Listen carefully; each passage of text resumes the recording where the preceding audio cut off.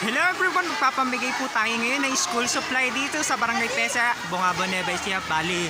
Isasabay po natin sa feeding program ni SK Leslie Barcelona. Yan. Ito po yung school supply. Yung gulay na okra, yung talong, sigarilyas, tapos si Madam, kamatis, tapos ito, patola. Yan, ayan yung mga gulay na masustansya na kailangan ng mga estudyante. Tapos meron silang mga goods tulad nito, mansanas para sa mga bata. Tapos meron silang nilagang mani. Ayan. Tapos, ano po ito? Balot or nilagang itlog?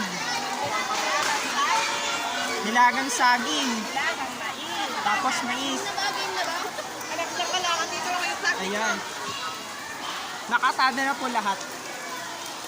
Yan, ano mo din yung mga mukha ng tao? Ate, meron ka Hello ate, may lalagyan ka? Oh, may lalagyan. Medyo maliit yung supot mo. Yan.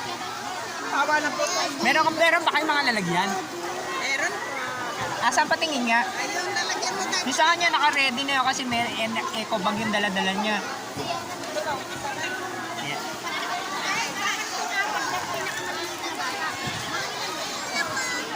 Ayan ha. Look. Dadasig tayo dito.